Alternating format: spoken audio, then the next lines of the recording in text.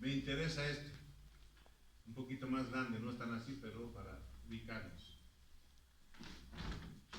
Mitocondria, ¿no es cierto? Desde el punto de vista de los ácidos grasos, aquí en la matriz mitocondrial se producen las beta oxidaciones. Y en las beta oxidaciones va a generar un sinnúmero de acetilcoenzima A. ¿No es cierto? Ya hemos visto acetilcoenzima A. Y mucho de este acetilcoenzima A se va a ir al ciclo de Krebs. Pero no todo. Algunos de estos van a salir de la mitocondria hacia el citoplasma y en el sistema novo van a permitir sintetizar los nuevos ácidos grasos. Entonces quiere decir que aquí, por ejemplo, dice, se produce en el citoplasma, el sistema novo, el citoplasma, ¿cierto? Con el acetilcoenzima A mitocondrial. Es decir, como aquí en las beta oxidaciones se ha producido el acetilcoenzima A, va a salir hacia el citoplasma y va a ser el agente elongante para el sistema novo, para sintetizar esos nuevos ácidos grasos. ¿Se ubica, no? Perfecto.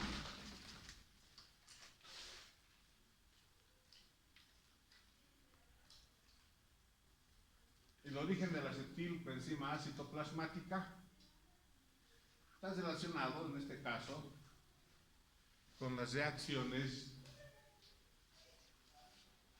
que se presentan con el piruvato. Piruvato, no se olviden que es el producto final de la degradación de la glucosa en la glicólisis. Y antes de entrar hacia lo que viene a ser el ciclo de Krebs, este piruvato tiende a experimentar una deshidrogenación.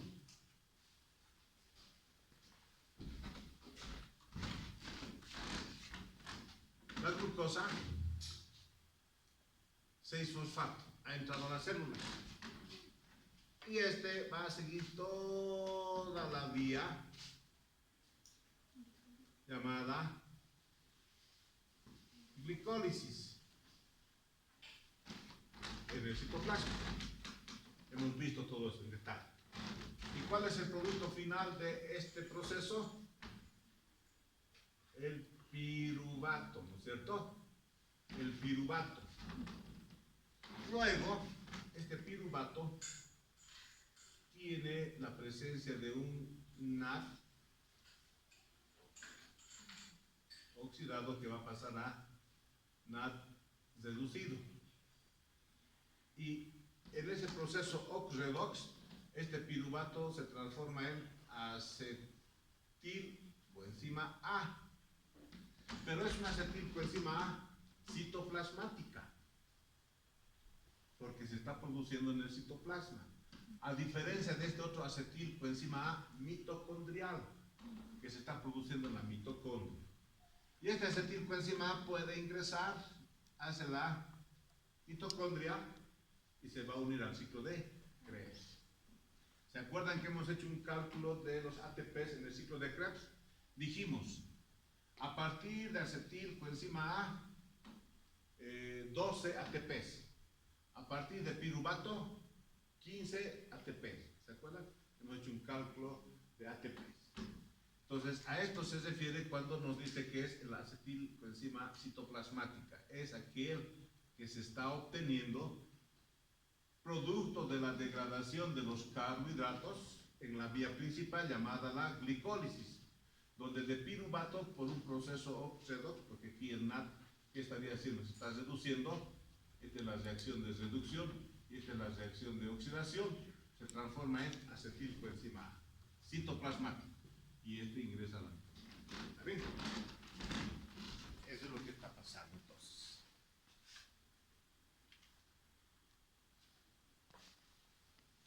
Entonces, uno es el sistema novo, que se produce en el citoplasma y tiene como agente elongante al acetilcoenzima A. Esta es la elongación mitocondrial. segunda forma de síntesis de ácidos grasos. La primera, sistema noble. Segundo, elongación mitocondrial. ¿Qué quiere decir elongación mitocondrial? Elongación, ya les digo, quiere decir crecer, aumentar, ¿no es cierto? Entonces, si empezamos a analizar los 4 pasos nada más. Primer paso, condensación. Condensar, ¿qué quiere decir condensar? Tengo una estructura y tengo otra estructura. 2 estructuras. Y estas 2 estructuras las voy a unir en una sola. Estoy condensando. Otros pueden decir estoy ligando, estoy uniendo, pueden decir, ¿ya? Entonces el primer paso es la condensación, la unión de 2 estructuras en una sola. El segundo paso es la reducción. Entonces aquí hay un proceso ox-redox. Tercer paso es la deshidratación, pérdida de agua. Y el cuarto paso es la reducción. Otra vez la oxidación. Analizando desde ese punto de vista, 1, 2, 3, 4. Y con el conocimiento que ya tienen, ¿pueden asociar con algo esto? ¿Con qué? Los 4 pasos, ¿con qué asocian? ¿O relacionan?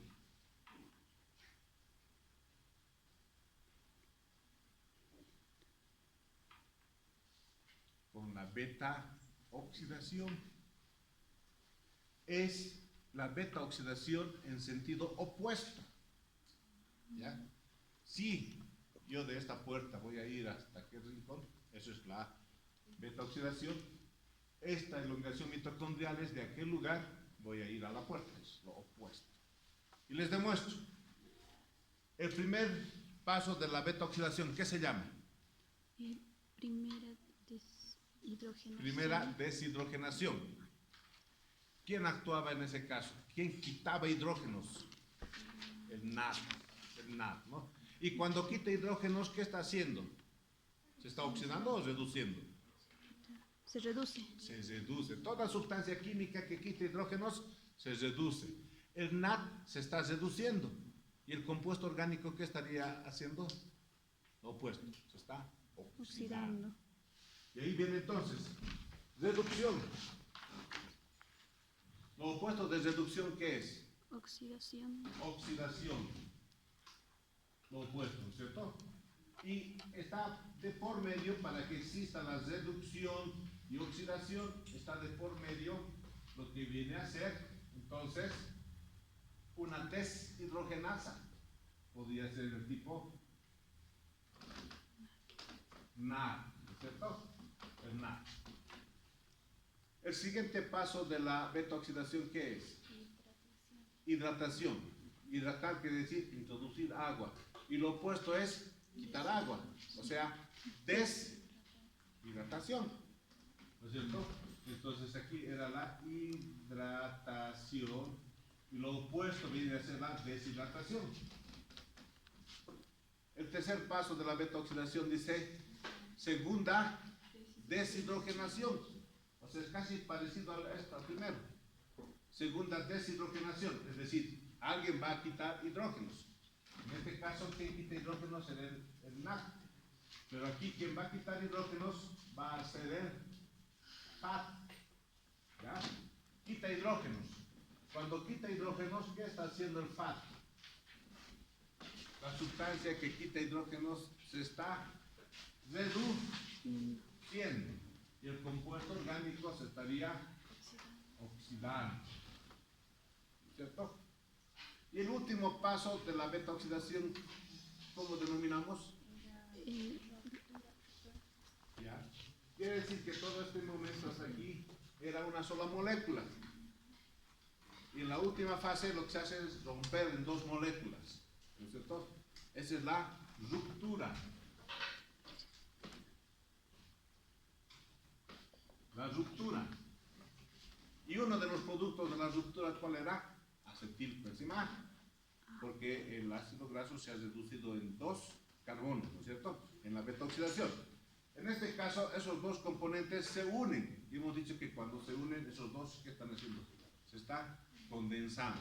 Entonces, lo opuesto de ruptura viene a ser condensación. ¿Ya? Entonces, con esto les estoy demostrando que la elongación mitocondrial es lo opuesto a las beta-oxidaciones. ¿Ya? Las beta-oxidaciones eran, en primer momento, primera deshidrogenación. Segundo momento, hidratación. Tercer momento, segunda deshidrogenación. Cuarto momento, la escisión o ruptura tiolítica. Lo opuesto a romper es unir, condensar. Lo opuesto a oxidar es reducir. Lo opuesto a hidratar es deshidratar. Lo opuesto a oxidar es reducir. ¿De acuerdo? Entonces, la elongación mitocondrial es lo opuesto a las beta-oxidaciones. Segunda forma de síntesis de ácidos grasos. ¿Ya? Y creo que tengo una lámina que enriquece. Aquí está. La elongación mitocondrial. Esto nos va a sacar de muchas dudas.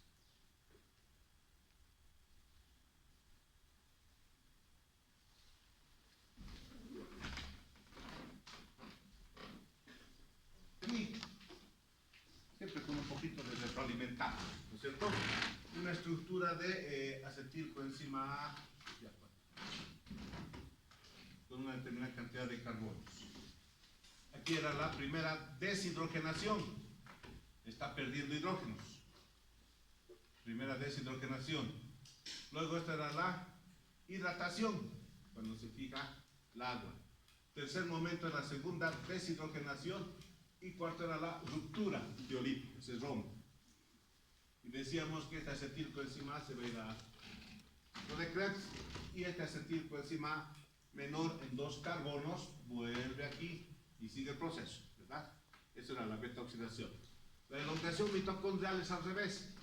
Esas dos moléculas se unen. Entonces, en vez de romperse, lo opuesto es unir, condensar. Se unen estos dos, forman beta-acetilcoenzima A, y luego aquí lo que va a hacer es una reducción. El NAT reducido pasa a NAT oxidado, por lo tanto está fijando hidrógenos en la estructura orgánica, por eso se está reduciendo. Luego viene lo que es la hidratación. En este caso sería lo opuesto, deshidratación, se elimina una molécula de agua de la reacción, por lo tanto beta-hidroxiacilcoenzima A se está transformando en beta-enoilcoenzima A. Y por último viene nuevamente la reducción, quiere decir que el NAT reducido pasa a NAT oxidado. ¿Cómo se reduce el compuesto orgánico? Los dos hidrógenos que tiene el NAT lo está fijando a enoilcoenzima A para transformarlo en acetilcoenzima A. Y entonces el NAT reducido ya no tiene hidrógenos. Entonces el NAT se ha oxidado y el compuesto orgánico se ha reducido. Y esto puede seguir creciendo. Esto puede ir nuevamente acá, se fija nuevamente acetilcoenzima A y continúa el proceso. De esa manera la estructura del ácido graso va a ir creciendo en 2 carbonos cada vuelta que da. ¿Ya? ¿Dónde se produce esta síntesis de ácidos grasos?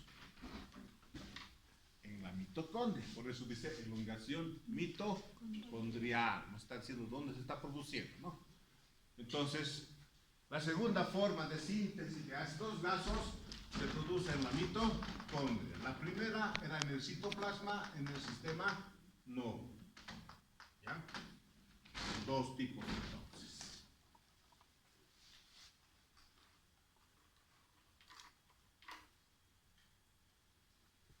Dice que en esta elongación mitocondrial se pueden obtener, ¿cierto?, ácidos grasos de 18, 20, 22, 24 carbonos, como también de 12, 14 y 16 carbonos.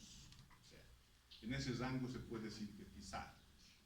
No se puede sintetizar ácidos grasos demasiado grandes, porque no se olviden, como se está sintetizando en la mitocondria, Y si nosotros sintetizamos un ácido graso de, ya digamos, 50 carbonos, es como que una estructura grande, voluminosa, tenga que salir. Y eso es bien complicado. Tienen que ser estructuras pequeñas. Por eso lo máximo es de 24 carbonos. ¿Ya? De manera general es casi contrario a las beta oxidaciones. Y además, ¿qué apreciamos? Que se van a sintetizar ácidos grasos saturados. Saturados. Cuando digo ácidos grasos saturados, ¿a qué me estoy refiriendo?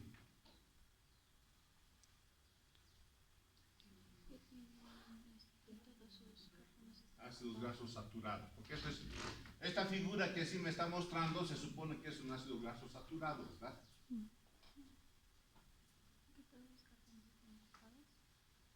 ¿Qué significa cada una de esas rayitas? Son enlaces. Un enlace Valente. covalente. A ver, ¿y qué quiere decir covalente? O sea, fíjense cómo hemos ido construyendo conceptos. Desde las primeras clases, uno de los primeros capítulos, el primer capítulo era covalente, que era cuando compartían electrones, comparten electrones, porque había otros que no compartían, ¿no es cierto? Los iónicos no comparten electrones, sino quitan o ganan electrones.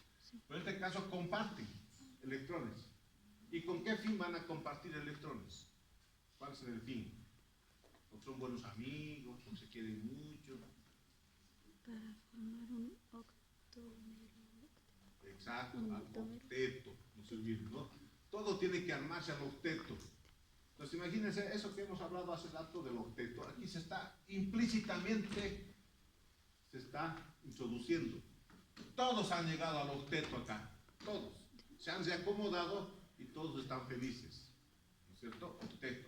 Excepto que no podría llegar al octeto, pero es similar a una estructura del gas noble, como es el caso del helio, es el hidrógeno, porque solamente puede tener 2 electrones, no puede tener más. El resto puede llegar a 8 electrones, ¿no es cierto? Compartiendo, etc. Entonces, cuando hablamos de bioquímica y hablamos de todo esto, hay muchos conceptos implícitos que nosotros lo sabemos y que en esta gráfica se está mostrando. Ahora, pero la pregunta decía, ¿este qué es? Es un ácido graso saturado. ¿Por qué decíamos saturado? Acuérdense que les he hablado de los alcanos, alquenos, alquinos. Los alcanos son hidrocarburos saturados. Sí.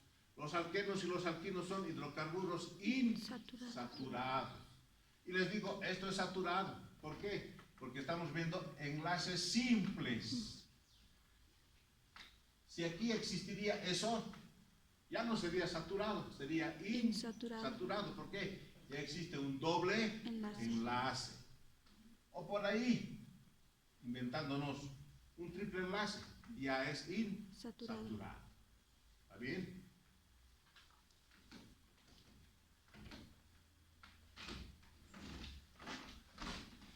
Bueno, sigamos. Elongación microsomal. Pues ya hemos visto dos formas de sintetizar ácidos grasos. Novo, elongación mitocondrial, ahora va a ser elongación microsomal. Y fíjense, en la elongación microsomal, seguimos hablando del acetil, coenzima A. Esa es la molécula elongadora en los ácidos grasos. Se producen los microsomas. Ojo, sintetiza ácidos grasos de 10 a 16 carbonos saturados y 18 insaturados. ¿Qué quiere decir cuando decimos insaturados? Que en la estructura del ácido graso va a haber un doble enlace tipo alqueno. Cuando decimos saturados es que en la estructura del ácido graso va a haber enlaces simples, tipos alcanos. No se olvide. ¿Ya? Esto les aclaro porque hace un curso con los de agronomía les decía lo mismo. ¿Le vamos a hacer lo mismo? estos son hidrocarburos saturados. ¿A qué se refiere? Y claro, el estudiante empieza a pensar y dice, saturados, es que el soluto está siendo aceptado por el disolvente hasta llegar al punto de equilibrio. Y claro, si ustedes se acuerdan, cuando hemos hablado de disoluciones en el laboratorio, había, ¿no es cierto?, las disoluciones insaturadas, soluciones saturadas y soluciones sobresaturadas. Es el caso, por ejemplo, del agua y el azúcar. Si yo tengo 100 mililitros de agua, pongo una cucharilla de azúcar, lo agito, se disuelve. Esa es una solución insaturada, porque el disolvente puede seguir aceptando soluto. Pero llega un momento en el cual es el punto máximo que el agua puede aceptar al azúcar, al soluto. Ese es el momento de saturación. Pero yo le sigo aumentando más azúcar, entonces al fondo ya hay un precipitado que no se disuelve. Yo sigo agitando y no se disuelve. Esa es una solución sobresaturada, ¿no es cierto? Claro, me hablaban ellos de ese concepto de saturado. Yo les digo, está bien la palabra saturado, pero aquí lastimosamente es otra la idea que se está mostrando en este tipo de compuestos. Lo estamos hablando desde el punto de vista de la preparación de una solución. Aquí estamos hablando desde la estructura del compuesto orgánico, ¿no es cierto? Y por eso, a partir de esas experiencias, hay algunos puntos en los cuales hago énfasis porque eso me dice que puede llevar a confusión, entonces tengo que aclarar. ¿Se dan cuenta? Entonces, saturados, insaturados, se está refiriendo a los enlaces simples, tipo alcanos saturados, insaturados, enlaces dobles o triples, tipo alquenos o alquinos en la estructura orgánica. Y el acetilcoenzima A, tienen que imaginarse que el acil, aquí está, el acil graso que deriva de los lípidos, el acil graso que ya está en la célula A, ¿no es cierto?, tiene que ingresar aquí a la mitocondria, ¿se acuerdan?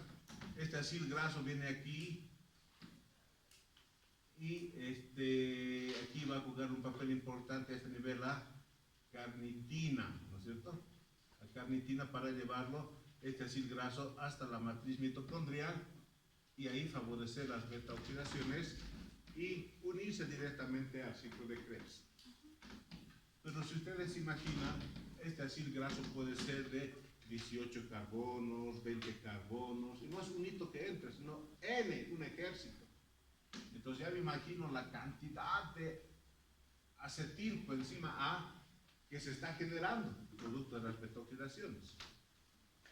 Algunos de ellos, ¿dónde van a ir? Aquí voy a amplificar este acetilcoenzima A.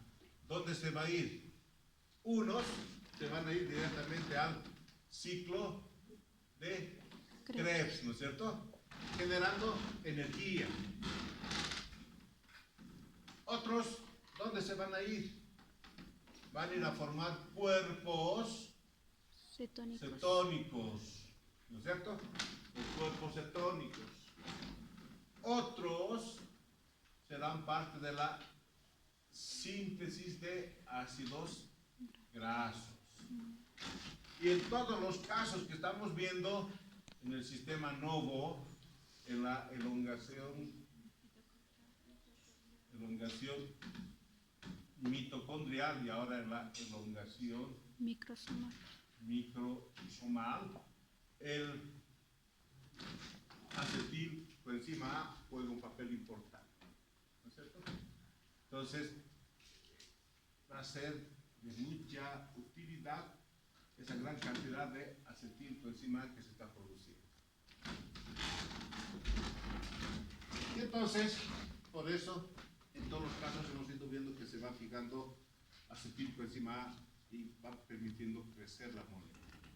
En este ejemplo tenemos acetilcoenzima A más malonilcoenzima A más NAD reducido, va a pasar al NAD oxidado, elimina la coenzima A, porque ya la estructura lipídica ya va a ser estable, elimina dióxido de carbono y un nuevo acetilcoenzima A, pero en 2 carbonos mayor al anterior.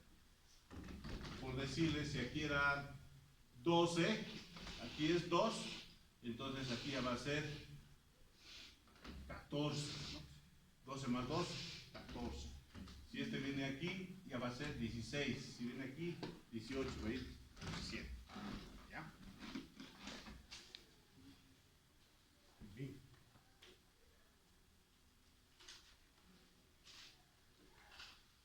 Biosíntesis de grasas neutras. Los triglicéridos, por ejemplo, son como grasas neutras.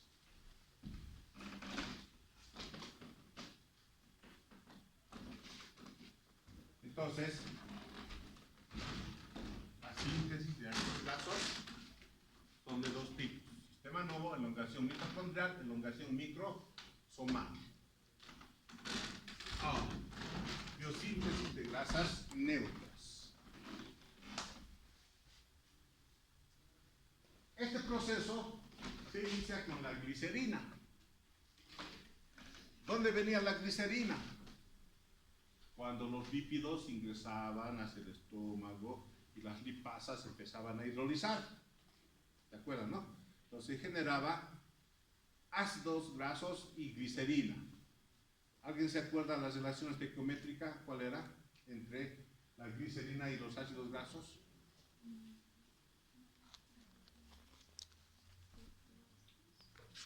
Uno a 3. Una glicerina y 3 ácidos grasos por cada molécula de lípido, ¿no es cierto? 1 a 3.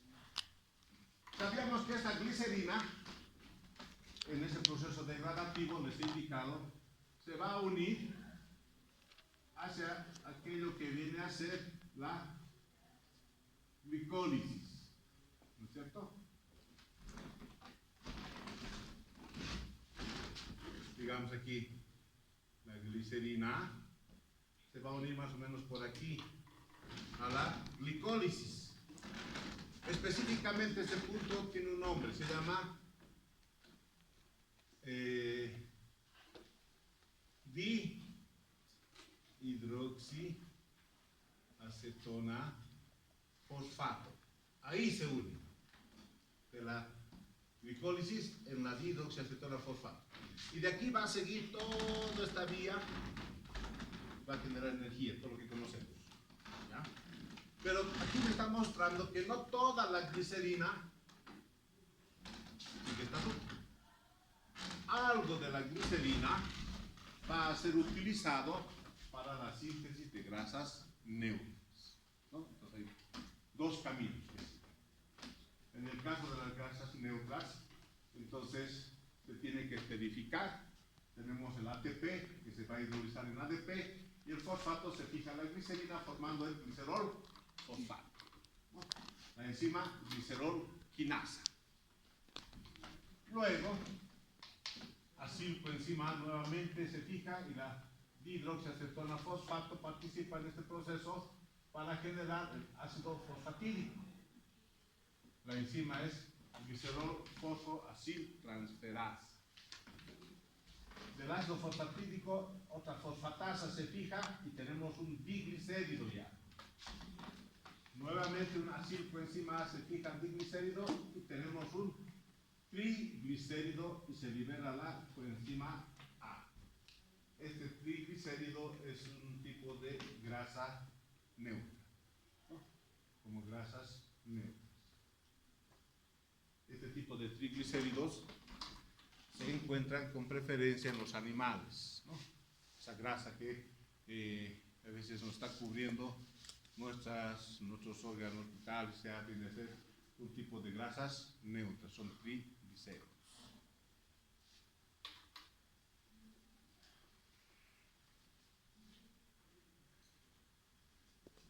En el caso de los animales, esas grasas, por ejemplo, se utilizan para la fabricación de jabones, ¿no? Con el hidróxido de sodio. Bueno, sigamos.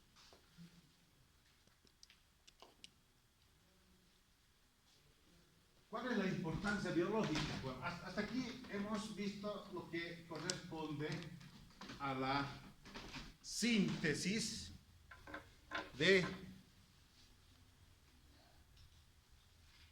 ácidos grasos, ¿no es cierto?, importantes para el organismo. No se olviden lo que les decía al inicio. Metabolismo es biodegradación y biosíntesis. Nosotros cuando consumimos alimentos, no así de manera directa, esos alimentos ¿cómo podría decirles? Va a ser parte directa de lo que es nuestra estructura, sino que se tiene que biodegradar y luego biosintetizar. ¿Ya? Metabolismo, biodegradación, biosíntesis. Dos pasos siempre unidos. Importancia biológica, por ejemplo, en las plantas. Evita el ataque de las enfermedades, de las plagas, porque si ustedes han visto, las hojitas tienen una estructura lipídica que los recubre, como plastificados están, ¿no es cierto? Si ustedes le echan unas gotitas de agua, van a ver que estos van a resbalar. Es como que estarían siendo impermeabilizados, ¿no es cierto? De no ser así, ¿qué pasaría? De no tener esa cubierta, por ejemplo, dentro de la estructura vegetal tenemos una serie de constituyentes y la presencia de muchos minerales que son solubles en el agua. Entonces pueden estos solubilizarse y pueden ser eliminados. Puede alterar un equilibrio hídrico, una presión osmótica, etcétera, etcétera, ¿no? Entonces en las plantas vamos a tener eso, ¿no? Como en la imagen muestra. En la imagen de la derecha, por ejemplo, muestra, ¿no? Pues, prácticamente una hoja y se puede ver cómo está protegiendo del agua, ¿no es cierto? Está impermeabilizado. Como también el ataque de las plagas o las enfermedades. Hay muchas estructuras lipídicas que de alguna manera son como una suerte de repelentes a las plagas. Ellos, en el caso de casi todos los animales, se guían mediante el olfato, ¿no es cierto? Un ejemplo muy claro son los canes. Ustedes dominan más que yo, por ejemplo, los canes van marcando territorios y ese marcado de territorios es para darse cuenta por dónde han venido o alguna vez han estado por ahí, ¿no es cierto? Cada uno de ellos reconoce su propio olor, entre comillas, ¿no? Entonces, de no ser así, está totalmente desorientado. Nosotros no tenemos ese sistema, sino tenemos un otro sistema de orientación, un poco más desarrollado, pero en el caso de los animales, eso. También utilizan los olores para, de alguna manera, conseguir sus alimentos, ¿no es cierto? Ellos, mediante los olores, saben dónde están sus alimentos. Y también para el proceso de apareamiento, ¿no es cierto? Mediante los olores. O sea, ellos manejan muy bien el sentido del olfato. Bueno, algo similar ocurre, por ejemplo, con el caso de los mosquitos. Los mosquitos. Cuando uno va, por ejemplo, ahí por los Yungas, por Rapecho, por los Blancos, por ahí, hay muchos mosquitos. Los mosquitos lo que detectan fundamentalmente no es tanto la sangre dulce que nos dicen, ¿no es cierto? Nos dicen, te han picado, es que tu sangre debe ser dulce. Casi todos, ¿verdad? Pero si ustedes investigan un poco más allá, no es tanto la sangre dulce, sino ellos se ubican por el hecho de que estamos eliminando permanentemente dióxido de carbono. Dióxido de carbono. Entonces, ellos lo que detectan es la eliminación de ese dióxido de carbono. ¿Y qué hacen los repelentes? Los repelentes son, en otras palabras, como los desodorantes. ¿Ya? ¿Qué hace un desodorante? A veces uno transpira y, bueno, se siente el olor de la transpiración. Pero nos ponemos un desodorante, ¿qué hacemos? Estamos cubriendo ese olor de la transpiración, ¿no es cierto? Ese es un desodorante. Bueno, los repelentes son algo similar. están encubriendo, están enmascarando esa eliminación. No, se va a eliminar, pero está enmascarando el olor del dióxido de carbono que los mosquitos detectan, ¿no? Entonces, cuando nos ponemos esos repelentes, ellos no sienten ese olor, estamos enmascarándolos, entonces no nos van a picar. Y claro, nuestra piel obviamente es interactiva, dura un repelente unos 4 horas, 5 horas, luego que vuelves a poner, porque con el mismo accionar y todo ello se va perdiendo y nuevamente se va eliminando el dióxido de carbono. Entonces inmediatamente siente el olor y nos ubica y nos ataca, ¿no?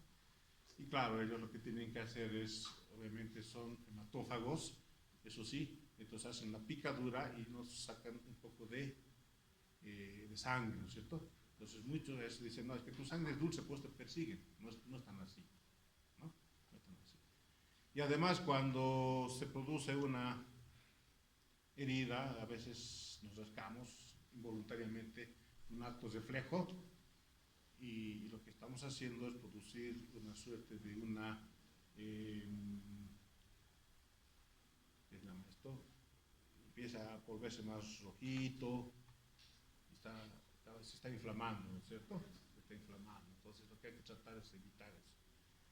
Hay unos videos muy interesantes, no sé si han tenido la suerte de ver. Esto les comento porque en algún momento yo he estado fabricando repelentes a partir de aceites esenciales, ¿ya? Entonces, para ver cómo tengo que elaborar el repelente, tengo que estudiarle al mosquito. Y bueno, hay imágenes al microscopio, y ahí está su agujón y todo esto, cómo hacen, ¿no? Cómo se paran y se clava el agujón y absorbe inmediatamente la sangre. Pero en ese esfuerzo defecta. Y nosotros inmediatamente nos rascamos y estamos produciendo ya un proceso de infección. Y entonces nuestro organismo lo que hace es, a partir de la herida también, con ese cuerpo extraño que está ahí, inmediatamente reacciona, ¿no es cierto? El sistema inmunológico reacciona porque tiene que eliminar algo extraño que ha sentido ahí. Las reacciones son inmediatas, las reacciones químicas son violentas. Y a los pocos minutos ya se siente un poquito más rojito, y nosotros, pero todavía si le seguimos rascando, seguimos estimulando todo eso, es como decir, seguimos ampliando la infección, ¿no?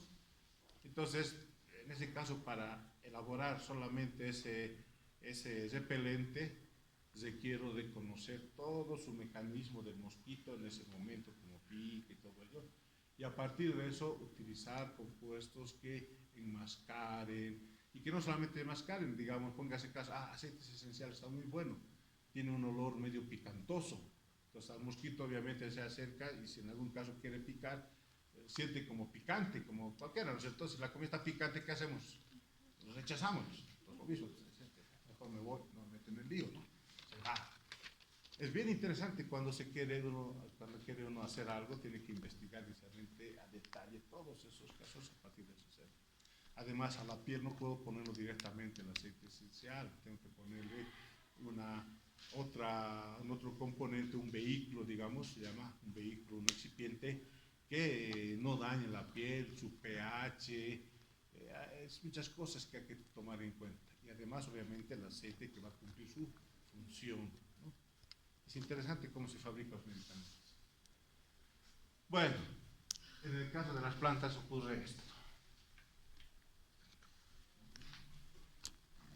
Y en el caso de los animales también. Ya les decía en un momento dado, por ejemplo, los canes pueden estar caminando ahí en plena lluvia, pero están un poco tranquilos porque tienen también una cubierta lipídica, como un impermeable natural, ¿no es cierto? En los pelos está obviamente lo que es una impregnación lipídica. Entonces no se van a mojar tan fácil, ¿ya? En los canes, entonces, a no ser que sea permanente y bueno, ya sobrepase esa barrera, ¿no? Entonces, en los peces también. Los peces, si alguien ha tenido la suerte de agarrar un pez fresquito, en Copacabana, antes de servirse su trucha lo han acariciado, en las islas flotantes, ¿no es cierto? ¿Han tenido esa experiencia o no? ¿Ahí? Ahí está su cuchita y a ver cuál te gusta, lo sacas, lo agarras, lo acariñas y luego te lo estás sirviendo, ¿no? Es así. Pero cuando lo han agarrado, ¿qué han sentido? Resbaloso, ¿no? Resbaloso que, y como se mueve, se te quiere escapar, obviamente, no tiene fuerza. Entonces, como es resbaloso, a veces se te escapa otra vez, hay que agarrar. Tiene una estructura lipídica que hace justamente que no lo podamos agarrar tan fácil. Pero no es tanto esa es la función, sino es que cuando el pez, obviamente su hábitat normal es el agua, esa estructura lipídica le sirve también como una suerte de protección por el efecto del agua, ya les decía, ¿no? Si ustedes le agarrarían al pez y con algún mecanismo lo eliminan toda esa estructura lipídica y le ponen al agua, van a ver que ese pobre pez va a sufrir. ¿Y cómo va a sufrir? Les voy a dar otro ejemplo. Nosotros, fines de semana, ustedes pues, deben lavar su ropa, ¿no? Porque durante el día, los días hábiles no hay tiempo. Ya, sábado, domingo voy a lavar mi ropa. Bueno, y están toda la mañana lavando la ropa. Sus manos están toda la mañana. Aún comienzo están así sus manitos. Pero después de 2 horas, cuando ven sus manos, si no usan guantes, ya están medios blancos, medios chuños, ¿no es cierto? Obviamente con el detergente ha salido esa estructura lipídica normal que tenemos. Y entonces el agua está empezando a tener un efecto directo. Y entonces nuestras manitos se nos vuelven así medios blanquecinos, medios achuñados, como se dice, ¿no es cierto? Entonces lo mismo le va a ocurrir al pez. Si ustedes agarran, le limpian todo eso, le ponen nuevamente al agua, se va a volver de esa manera. Es una forma de protección.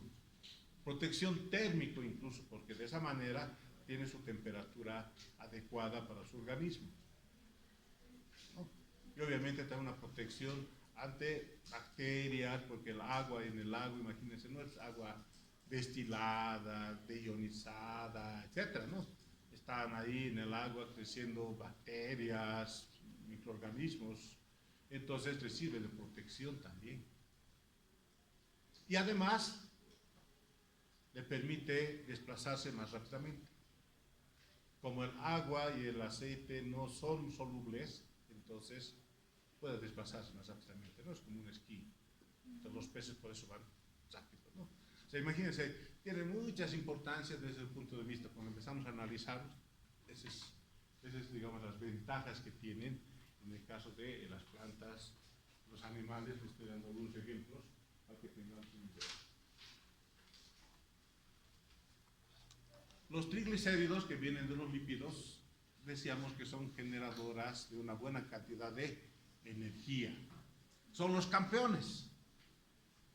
Esto obviamente en laboratorio los químicos hacemos para determinar la cantidad de energía que generan cada una de estas moléculas. Por ejemplo, cada gramo de lípido genera 9.4 kilocalorías. Cada gramo de lípido.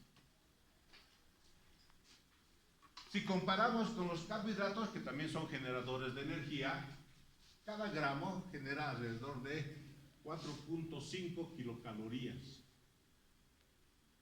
Quiere decir que los lípidos generan casi el doble de energía que los carbohidratos. Y para nosotros eso es importante. Pues quiere decir que como nosotros, nuestros mascotas y nosotros también, toda nuestra actividad la hacemos en función de la energía. Entonces, la que genera más energía son los lípidos, alimentos lípidos, que de los carbohidratos. Y esto se traduce, les comentaba, en las pruebas físicas. Los atletas, por ejemplo, de gran rendimiento, lo que hacen estos son de recurrir inicialmente a la energía de los carbohidratos y luego a la energía de los lípidos. Es un cambio de fuente de energía. Para que ustedes tengan una idea, ¿alguna vez han estado en una movilidad que funciona con gas natural vehicular? Funciona. La movilidad corre, en plan. Pero cuando estamos en subidita a la autopista, por ejemplo, no corre. ¿Por qué? Porque la combustión no es fuerte. Hay combustión, pero no es fuerte, como en el caso de la gasolina. La gasolina, por ejemplo, la combustión es más fuerte, más potente, entonces el motor se acciona más fuerte. Lo lo mismo. Es como que ese gas vehicular, esa boca con gas, es como que fueran los carbohidratos, y los lípidos es como si fuera la gasolina, ¿no? La fuerza. Eso se ve en el organismo vivo ya. También les decía que son importantes porque cubren nuestros órganos vitales. Seguramente ustedes han debido hacer disecciones en anatomía y han visto que los órganos vitales no son duros, así, no son como las esponjas, así medio suavitas, todo eso. Esto es una estructura más delicada y necesita, obviamente, protección. En este caso, ese tejido, esos órganos son protegidos por estas estructuras lipídicas para evitar que cuando existan golpes, unas caídas, etc., no se produzcan daños. No se produzcan daño. También son aislantes térmicos. No nos olvidemos que los órganos vitales requieren de una temperatura constante, ¿no? Una temperatura constante corporal. ¿Por qué? Porque así lo piden las enzimas. Volvemos a hablar de las enzimas. ¿Se acuerdan que las enzimas requieren de una temperatura óptima? ¿Y esa temperatura óptima cuál es? La temperatura corporal. En esa temperatura las enzimas trabajan en el máximo de su capacidad. Cuando uno está con una temperatura, una fiebre, 40 grados centígrados, alguien va a decir, pero ¿cuál es la temperatura corporal? ¿Cuál es el valor de la temperatura corporal? 38. No, 38 ya es fiebre. 36.5, 37 ya, ¿no? Esa variación. 38 ya es temperatura, ya es una temperatura, ya sentimos más calentito. 39 ya estamos ya un poco irradiando calor. 40 ya estamos hablando con el tío. Sentimos que estamos en el infierno, a eso me refiero. ¿No ve? No con el tío ahí el hermano de la mamá o del papá, sino con el tío de la mina, que normalmente se encuentra en el infierno, que su amigo se llama Satanás, ¿no? Pensamos que ya estamos ahí en el infierno, estamos quemando, estamos ardiendo, a eso me refiero, ¿ya? Entonces, imagínense, 3, 4 grados centígrados, parecería que no fuera mucho, pero nuestro organismo es muy sensible. Entonces, debemos garantizar esa temperatura térmica. Y nuestro organismo también tiene sistemas, ¿no es cierto? Cuando la temperatura empieza a incrementar por varios factores, sin ir muy lejos por el aspecto físico, estamos transpirando, es el indicado. En el sudor estamos eliminando electrolitos también, porque los electrolitos son solubles en medios acuosos, ¿no es cierto? Estamos eliminando. Y en el hecho de eliminar esos líquidos, estamos eliminando calor. En la piel, los poros es como que se empiezan a abrir y fluyen, ¿no es cierto? Entonces estamos bajando la temperatura interna corporal. Cuando estamos de frío, es al revés. Entonces esos poros se cierran, evitando que se fluya ese calor, ¿no? Se mantenga ahí adentro en los valores que requerimos. Entonces han debido ver ustedes en época de frío, el brazo se ve, sus poritos, ¿no? Sí.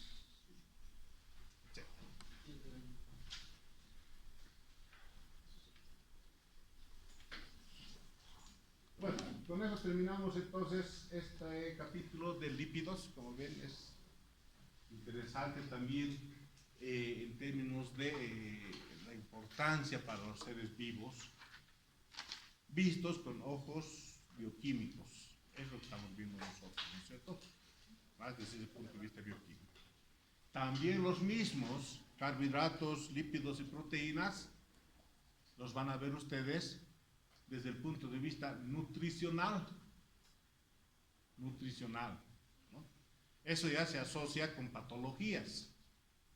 Es como en el hospital, cuando uno está hospitalizado, obviamente va porque tiene una determinada patología, está internado, y viene la nutricionista y en función de todo esto, pero relacionando con la parte clínica, les va a dar sus alimentos, ¿no es cierto?